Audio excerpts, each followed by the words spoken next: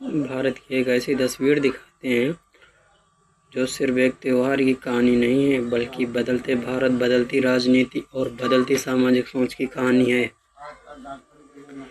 एक ऐसा दिन जब पूरे देश में बकरी ईद मनाई गई, देश भर की मस्जिदों में नमाज अदा की गई, लोगों ने अमन, भाईचारे और खुशहाली की दुआ मांगी। दिल्ली की ऐतिहासिक जामा मस्जिद, सुबह की पहली रोशनी और हजारों लोगों की भीड़, सफ़ेद कपड़ों में नमाज पढ़ने लोग, ड्रोन कैमरे में दिखाई देता विशाल जनसमूह, हर तरफ सिर्फ दुआएं और इबादत का माहौल। आगरा में ताजमहल के पास भी ईद की खास रौनक देखने को मिली। दूर दूर से लोग नमाज अदा करने पहुंचे। ताजमहल की खूबसूरती के बीच ईद की तस्वीरें सोशल मीडिया पर तेजी से वायरल होने लगी। भोपाल की ताज उल मसाजिद में भी बड़ी संख्या में लोग नमाज के लिए पहुंचे। बच्चे नए कपड़ों में खुश दिखाई दिए, बुजुर्ग दुआएं देते नजर आए और पूरा शहर त्योहार के रंग में डूबा हुआ दिखाई दिया।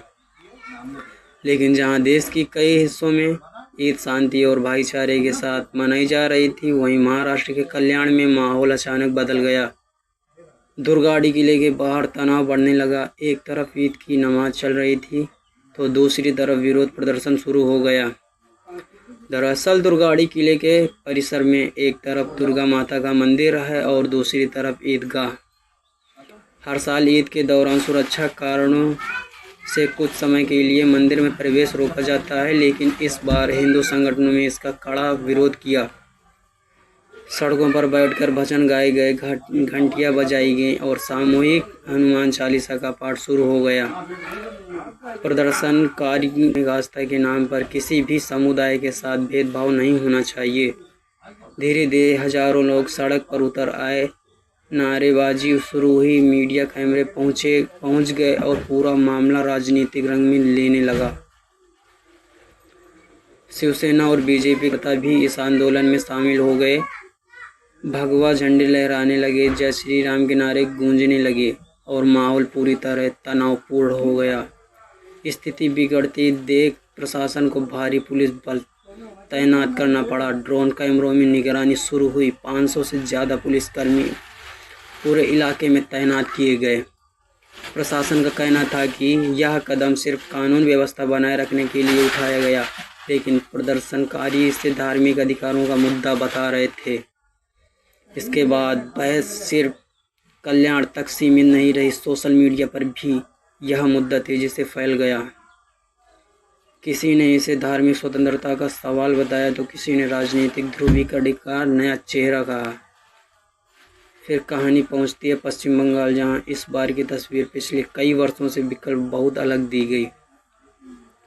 कोलकाता का रेड रोड, जहां हर साल लाखों लोग सामूहिक नमाज अदा करते थे, जहां सड़कें घंटों बंद रहती थीं, जहां राजनीतिक नेताओं की मौजूदगी भी चर्चा में रहती थी, इस बार वहां सन्नाटा दिखाई दिया। नई सरकार ने सामूहिक समाज को खुले मैदानों और मस्जिदों तक सीमित कर दिया। नमाज के लिए दूसरी जगह तय की गई। इस फैसले के बाद कुछ लोगों ने राहत महसूस की, क्योंकि ट्रैफिक सामान्य रहा, सड़कें बंद नहीं हुई और आम जनता को परेशानी कम हुई।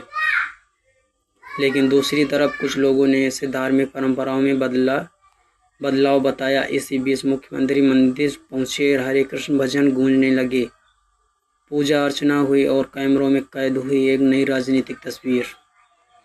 सोशल मीडिया पर यह तस्वीर तेजी से वायरल हुई। कुछ लोगों ने कहा यह नया बंगाल है, तो कुछ ने कहा धर्म अब राजनीति का सबसे बड़ा हथियार बन चुका है।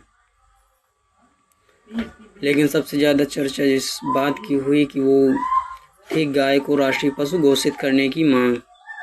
जयपुर, बिहार, देहरादून, आगरा, देश में कई हिस्सों में मुस्लिम समाज के लोग पोस्टर लेकर सड़कों पर उतरे। उन्होंने मांग की कि गौवंश संरक्षण के लिए पूरे देश में एक समान कानून लागू होना चाहिए। कुछ लोगों ने कहा कि गाय सिर्फ एक जानवर नहीं, बल्कि करोड़ों लोगों की आस्था का प्रतीक है। कहीं गाय को